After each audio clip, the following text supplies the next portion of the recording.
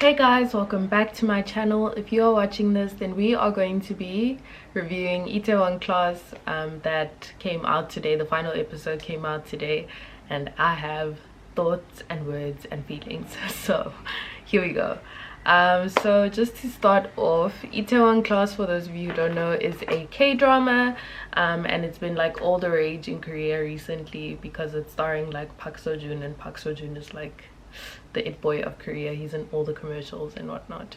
I like Itaewon class because unlike other K-dramas, it actually features foreigners in a way that is like representative, and you know, for example, a foreigner actually has like a pretty, I wouldn't say major role, it's a minor role, but they do a pretty major job in that minor role. Like they actually have lines, they have like, they assist characters with their character arcs, they have their own plot and their own like storyline and so on, like a B story, C story type thing. And they actually have like a pretty influential role in the drama, which is something that we don't usually see. And usually when we do see a foreign character in a drama, we see like a stupid character, so somebody who's in there for like a little bit of a laugh or whatever, and if not that, then we see the same type of foreigner each time, representing only a specific group of people, non-POC. No hate, just facts. So that was the first really refreshing thing about this drama, is that for once we have a POC foreigner who is not only fluent in Korean but actually has a pretty large role in this drama. Shout out to Tony Kim. His real name I'll put up on the screen because I don't actually know what it is. I'm sorry, I'll learn. But yeah, so that was refreshing. First of all, so he has his own storyline. There are also other groups that are represented that are usually not represented in K-dramas, and it's kind of like taboos, like K-drama taboos. K-dramas are supposed to be like very entertaining and light-hearted and stuff like that, but this one actually, like, I guess because it takes place in Itaewon, where, you know, Itaewon is a place where no matter who you are, you're like, it's fine, you know, to walk around just the way you are. Like, no one's gonna bat an eyelid at you, even in the whole Korea. So yeah, we also have people of different sexualities represented, people of different genders represented. Well, actually we don't have people of different sexualities represented, but we have, like, for example, a transgender character, and then we kind of deal with the motive or subject matter, I suppose, of sexuality when one of the other characters is like a little bit confused because they're attracted to this transgender character. And so we deal with sexuality, you know, different genders, race. We deal with like a whole lot of things. We deal with the actual racism that is present in South Korea that no one wants to talk about, or when they talk about, they like, I don't want to say over exaggerate because it is true, but I think that people who talk about it tend to only talk about like the negative aspects of how they are experienced in Korea, versus like, you know, I may have had this encounter on this day, but on the other day this person is really nice to me type of thing. I don't know if that makes sense, but yeah. So it's a pretty, it makes a lot of social commentary, which is not usual for K-dramas, because K-dramas need to be on TV and like, you know, suitable for the whole audience. So that was refreshing. We have Park Seo-joon's character. He's the male lead, and yet he's not a lovesick puppy. I love when Park Seo-joon is not a lovesick puppy. It's like his best roles are when he's not a lovesick puppy.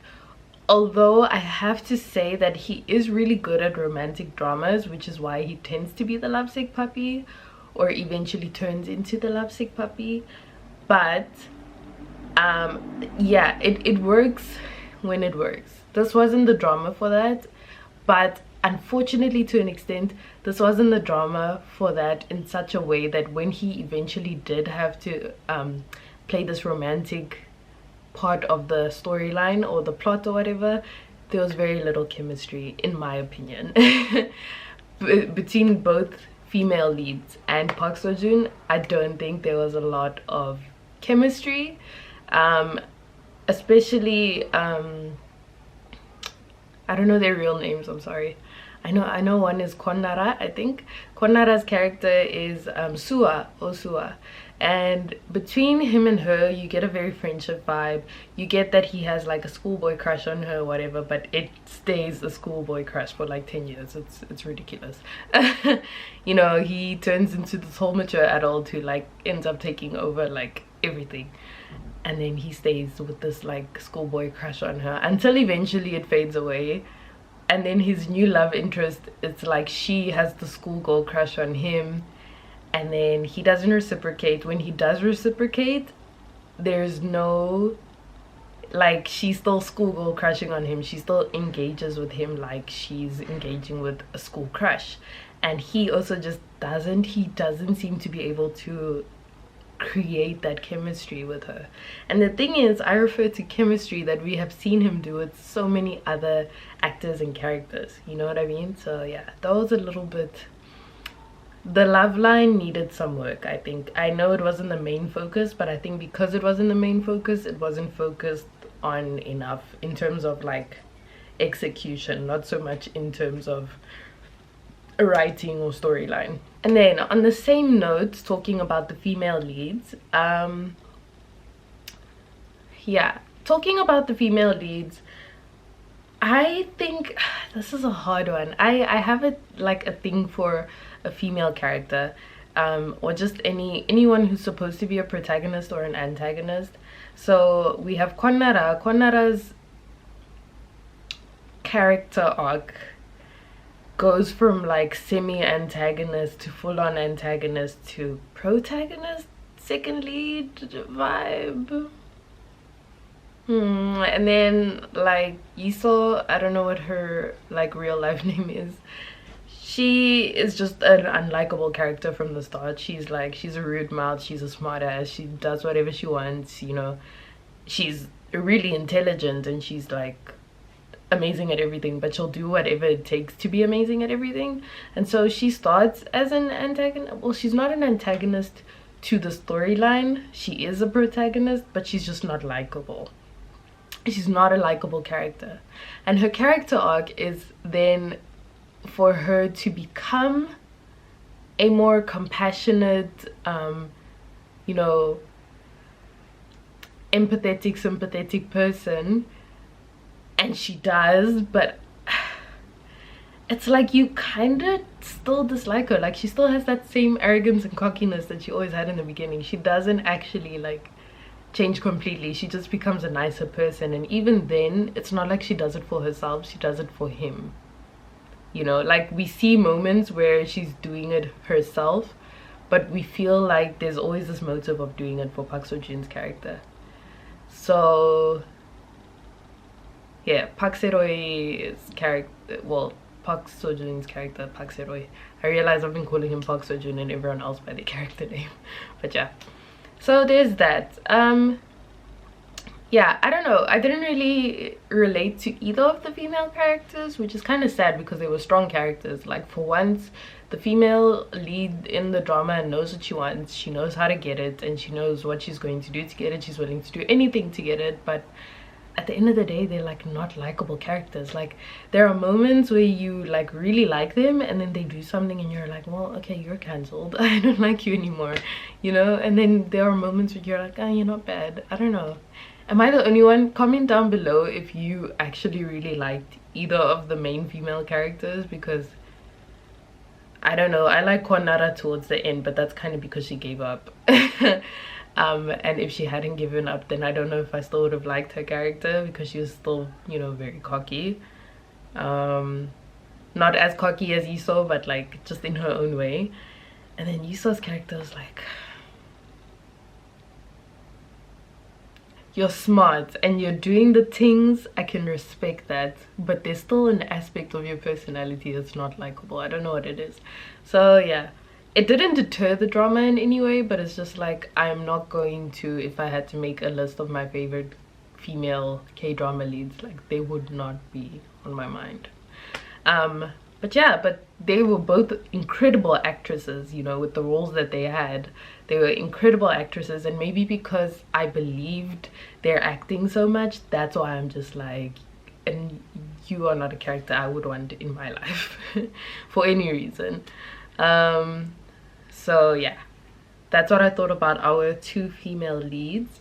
And then the only other thing, the only other thing that I think is something that gets talked about a lot in regards to Itaewon class is Jang Geun-soo as a villain. So he is another one of the characters who like starts off with a minor role, and then he gets like bigger and bigger until he becomes an antagonist because he becomes the villain. Like his character arc is to be nice in the beginning and then become evil. But then what happened was that a lot of Korean netizens were apparently commenting that he doesn't have what it takes to be a villain. And I get that. He's a very sweet character. Like his face is even like baby looking. Like he has a baby face. He's a very cute guy. Like he's like, no matter how much you gel up his hair and put him in a tux, he's not gonna look like a villain. Even if you had to give him like that white streak or something, I don't know, that's not gonna do anything. His face is too innocent, I guess.